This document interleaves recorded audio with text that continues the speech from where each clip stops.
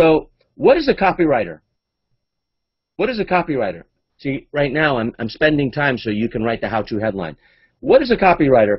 A copywriter is someone who applies psychology. That's what copywriting is, applied psychology. And a copywriter is someone who understands sequencing. It's not about the system. See, when you have a recipe, generally, you have the final product, the cake, it looks beautiful, and then you have the recipe.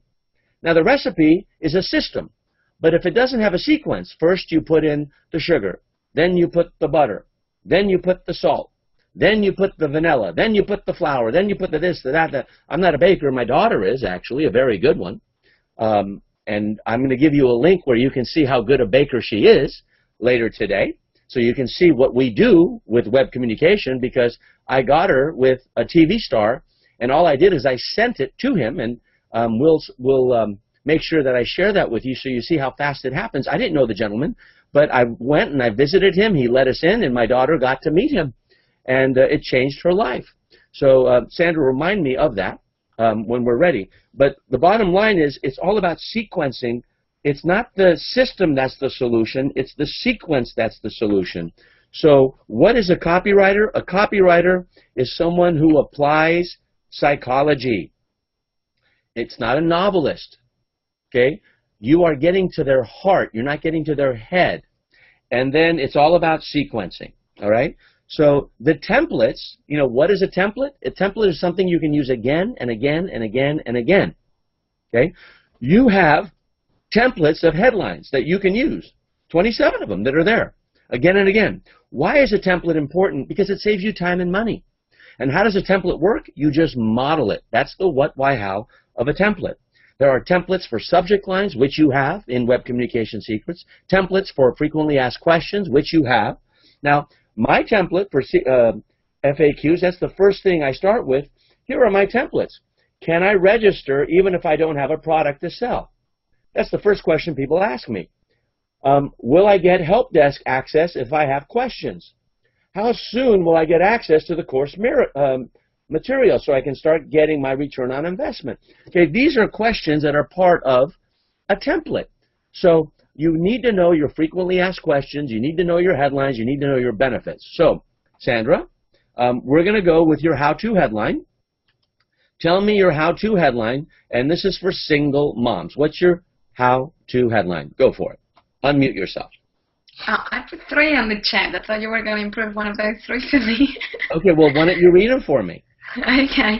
Number 1 is how to be a working single mom. Okay, so here's the thing that Sandra did. She wrote how to be a working single mom.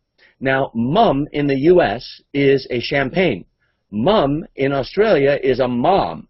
So universally, it should be mom, M-O-M. Mum will only be for Australia, which is a much smaller market. There's more people in California, in the state I live in, than in all of Australia. So the first thing we want to change is the word mum to mom. Now, if you take mom, right, let me show you mom. There's nothing more powerful than a mom. Okay? Mom. What happens when you take mom and you look at it upside down? It's wow. Okay? That's why I believe we should use mom. But if you take mum and you turn it upside down, you get now. Okay? So I prefer wow, because you shouldn't look at problems upside down, which is mom, versus now, which is mum. So the first thing we want to change is mom. Now, that's so Sandra now becomes an observer and a receiver. She's a very good sender, but that's just for Australia. You have to broaden your thinking. So how to be a working single mom. There's no benefit there. Okay, that's a feature. How to juggle work and kids as a single mom.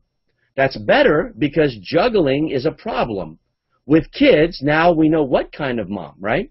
Because a mom can also have kids that are in their 20s and 30s, not in the home. But a mom that handles kids at school without a dad that's assisting her, that many moms who are single, if they have 2 kids, they will tell you they have 3 kids. the single dad, who's the divorced dad, and then the 2 kids. We all know that. Now, if you ask a father, they'll say, I have 2 kids. If you ask the mom, they say, I have 3 kids. If you're a single mom, I'm sure you know it's true. And my then wife, I'm going through my own divorce and transition, she would probably say that she had 3 children. I've recently grown up. So we have 2 children, right? But when we were married, then she had 3 children. And that's one thing that a single mom can always laugh with other single moms, that the spouse was my 3rd child.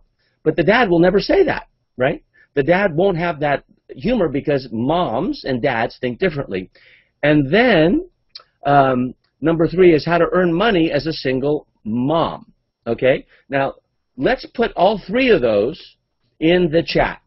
How to be a working single mom, how to juggle work and kids as a single mom, how to earn money as a single mom. Let's put that in the chat, and when you're ready, tell me you're ready, and then we're going to improve it one by one. I'm going to coach you live. Are you ready?